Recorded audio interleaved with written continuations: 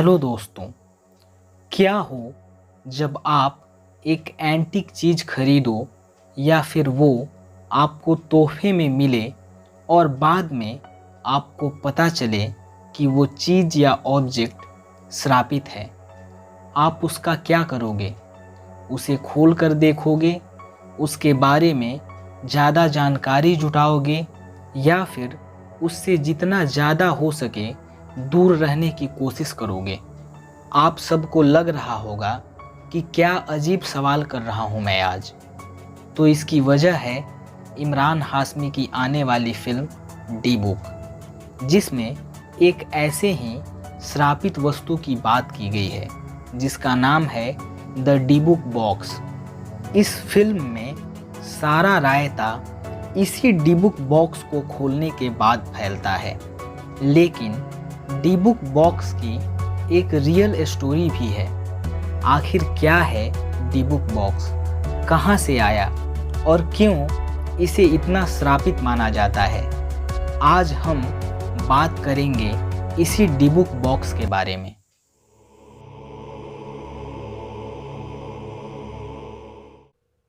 I saw something in her.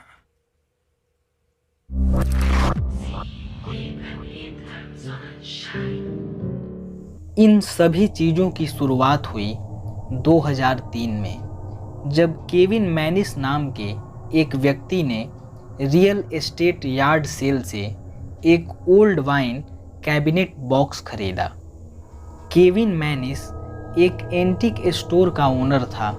उसने सोचा था कि इस एंटीक बॉक्स को खरीदकर अच्छे दामों में बेच पाएगा, लेकिन जैसा हम सोचते हों वैसा ही हो ये पॉसिबल नहीं है। केविन इस एंटीक बॉक्स को खरीदकर अपने शॉप में रखकर घर चला जाता है, लेकिन जैसे ही वो अपने घर पहुंचता है, ठीक उसी समय उसके एम्प्लॉय का कॉल आता है। वो डरी सहमी उसे बताती है कि पता नहीं क्यों स्टोर की सारी चीज़ें अपने आप गिरकर टूट रही हैं। ऐसा मानो जैसे कोई अदृश्य शक्ति ये सब कर रही हो, क्योंकि स्टोर में उसके अलावा कोई और नहीं था। ये सब सुनकर केविन तुरंत अपने स्टोर की तरफ भागता है और वहाँ जाकर वो हैरान हो जाता है, क्योंकि बाहर से स्टोर पर ताला लगा था। हैरानी इस बात की नहीं थी कि ताला लगा हुआ है, हैरानी इस बात की थी कि उसने बाहर से ताला लगाया ही नहीं था। ताला खोलकर केविन अंदर जाता है और नोटिस करता है कि जितनी भी लाइट वाली चीज़ें थीं वो सब टूट गई हैं और उसकी एम्प्लॉय एक कोने में डरी सहमी बैठी हुई है। उसके बाद वहाँ पे पुलिस भी आती है, लेकिन पुलिस भी ताजुब करती है, क्योंकि उन्हें भी किसी के अंदर आने का कोई क्लू नहीं मिलता है। इस घटना के बाद उसकी एम्प्लॉय हमेशा के लिए जॉब छोड़ देती है। यहाँ आप सबको थोड़ा कन्फ्यूजन लग रहा होगा कि आखिर ये सब हो क्या रहा है। तो दोस्तों, दरअसल वो वाइन कैबिनेट बॉक्स हवेला नाम की 103 साल की एक बुजुर्ग महिला की प्रॉपर्टी थी, जो एक होलोकॉस्ट सर्वाइवर थी, और उसके मरने के बाद उसके सभी सामानों के साथ उस वाइन कैबिनेट बॉक्स को भी रियल एस्टेट सेल में नीलाम कर दिया गया, जिसे खरीद लिया केविन मैनिस ने। लेकिन गलती कहाँ हुई थी? दरअसल केविन को हवेला की पोती पैमिला ने सख्त चेतावनी दी थी कि वो इस बॉक्स को कभी न खोले, क्योंकि उसकी दादी भी कभी उस बॉक्स को खोलने नहीं देती थी। उनका मानना था कि वो हॉन्टेड ऑब्जेक्ट है।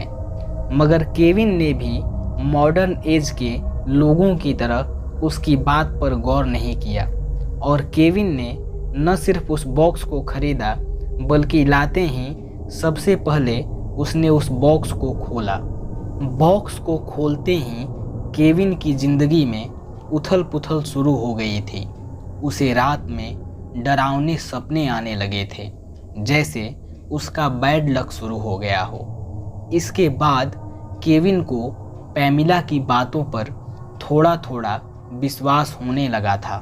केविन वापस जाकर पैमिला से मिलता है और उससे रिक्वेस्ट करता है कि आप इस बॉक्स को वापस ले लीजिए, क्योंकि आए दिन उसके साथ अजीबोगरीब घटनाएं हो रही हैं। लेकिन पैमिला वो बॉक्स लेने से साफ इनकार कर देती है और उसे बताती है कि ये एक डीबुक बॉक्स है जिसके अंदर एक शैतानी आत्मा कैद है। उसके टच में वो दोबारा कभी नहीं आना चाहती अपने लाइफ में। दिन पर दिन ये बॉक्स केविन के लिए परेशानियां खड़े करते जा रहा था। केविन भी अब इससे परेशान हो चुका था और वह किसी तरह इससे छुटकारा पाना चाहता था। इसलिए उसने थोड़ा दिमाग लगाया और ऑनलाइन उसे बेच दिया, जिसे एक कॉलेज स्टूडेंट ने खरीदा। लेकिन खरीदने के कुछ समय बाद ही वह बॉक्स को वापस रिटर्न कर गया, क्योंकि बॉक्स को खरीदने के बाद उस स्टूडेंट के साथ भी वही सब चीज़ें हो रही थी जो केविन के साथ हो रही थी।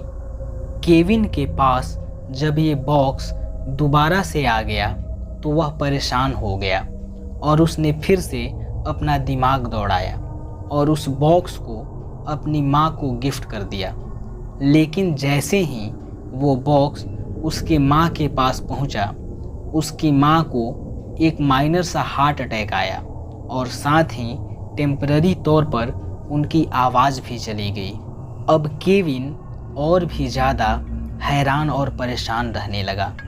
केविन इससे छुटकारा पाने की जी तोड़ कोशिशें करने लगा और अंत में एक यूनिवर्सिटी के म्यूजियम डायरेक्टर जॉन हैक्स्टन ने वो बॉक्स उससे खरीद लिया और करेंटली आज भी वही उस बॉक्स के ओनर हैं। तो दोस्तों, सवाल ये उठता है कि वो बॉक्स आखिरकार श्रापित क्यों था और उसे द डीबुक बॉक्स क्यों कहा जाता है।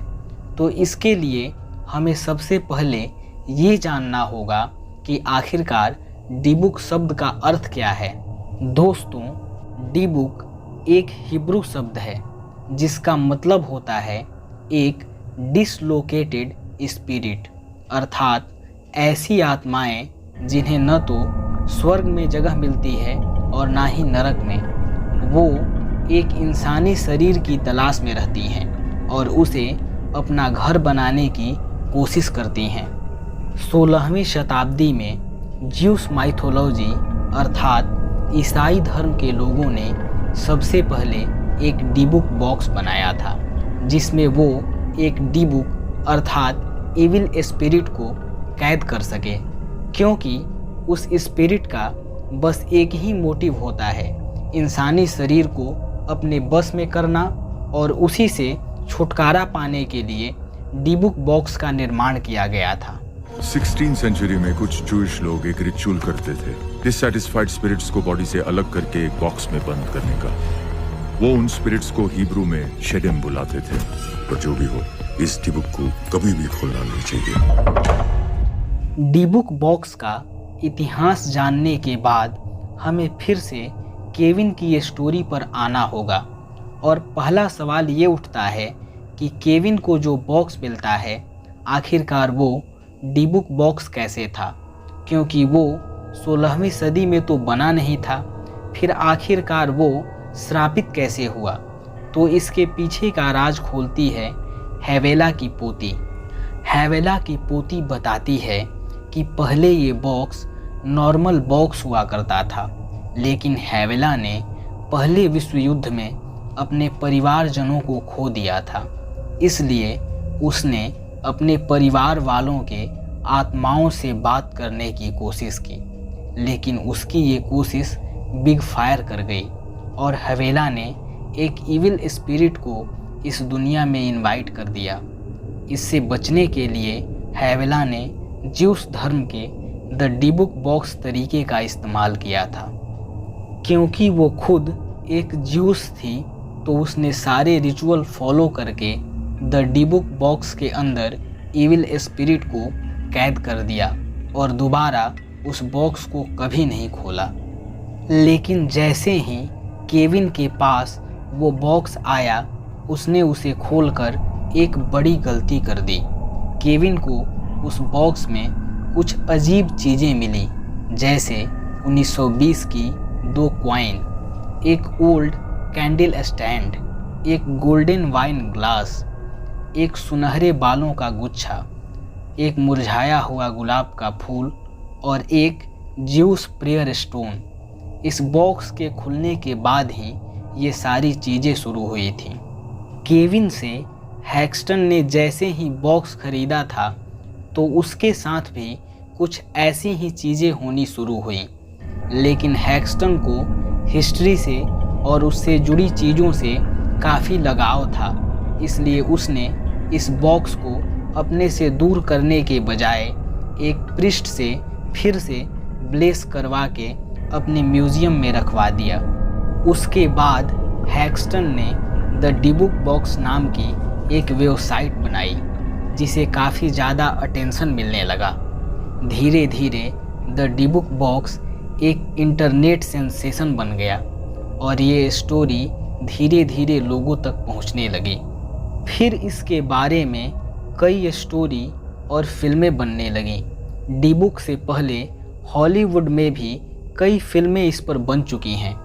2012 में द पजेशन इसी पर बनी एक फिल्म थी। दोस्तों, आपको बता दूं कि डिबुक बॉक्स से निकली आत्मा जब किसी शरीर पर कब्जा करती है तो उसके बिहेवियर और आवाज़ में चेंज आने लगता है। लेकिन ये सारी कहानियाँ इंटरनेट पर आज भी मौजूद हैं। ये कितनी सच हैं और कितनी झूठ, ये किसी को आइडिया नहीं है। अगर आपने बुराड़ी केस पर नेटफ्लिक्स की documentary house of secrets the Burari death देखी होगी तो ये सब चीज़ें समझने में आपको देर नहीं लगेगी। तो ये थी आज की कहानी।